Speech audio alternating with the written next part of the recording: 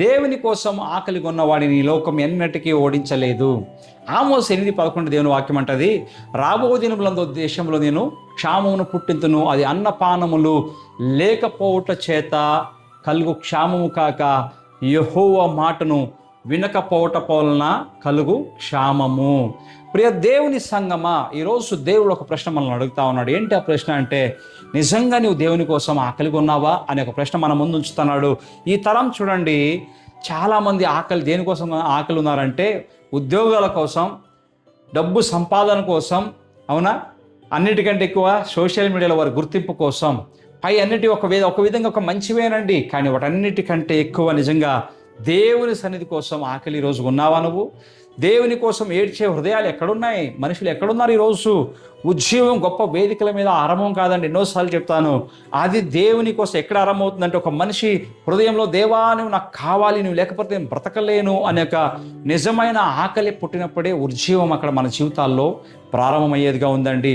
ఆకలి ఉన్నవాడికే భోజనం విలువ తెలుస్తుంది అంటాం కదా, అదే రీతిగా దేవుని కోసం ఆకలిగా ఉన్నవాడికే ఆయన సన్నిధి విలువ కూడా తెలుస్తుందండి. ఇదే కారణంగా కొందరు చర్చకు వస్తారు కానీ వారి జీవితాల్లో మార్పు ఉండదు. కొంతమంది వాక్యం వింటారు కానీ వారి హృదయంలో విరిగి నలిగిన హృదయంలో అనుభవంలోనికి వారు రాలేరు. చాలామంది ప్రార్థన చేస్తూ ఉంటారు కానీ పరిశుద్ధాత్మ శక్తిని వారు తాకలేరండి. గమనించండి, ఎందుకంటే చెవులు వింటున్నాయి కానీ వారి హృదయాల్లో ఆకలి లేదండి. వినండి, మన జీవితాల్ని మార్చేది ఏంటి? గొప్ప పరిచర్య కాదండి, దేవుని కోసం మండే ఆకలి అనే సత్యాన్ని ఈరోజు గ్రహించుకోవాలి. ఆకలి ఉన్న హృదయాన్ని దేవుడు ఎప్పటికీ నిరాకరించడు.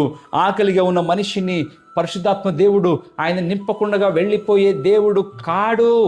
ఆకలిగా ఉన్న ఆత్మను దేవుడు ఖాళీగా విడిచిపెట్టే దేవుడు కాదు. ఈ సత్యాన్ని గ్రహించుకోవాలండి.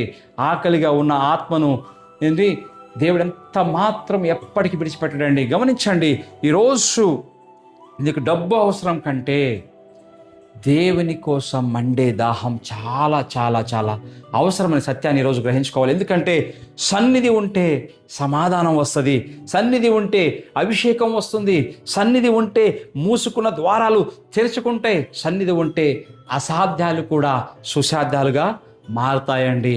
ప్రియ దేవుని సంఘం, ఈరోజు చెప్తామా? ఈరోజు దేవునితో ఎలా చెప్పినట్లయితే, ఒకవేళ ప్రభువా నాకు ఆశీర్వాదాల కంటే నీ సన్నిధి కావాలని చెప్దామా? ఈరోజు అద్భుతాల కంటే నీవే కావాలి, వరాల కంటే వరదాత కావాలి నాకు అని చెప్దామా? నా హృదయంలో ఎన్నటికీ ఆరిపోని పవిత్రాత్మ పరిశుద్ధిని, ఆకలిని దహించే అగ్ని నాకు రగిలించని అడుగుదాం. ఈరోజు దేవుని కోసం మండే ఆకలి ఉన్న మనిషి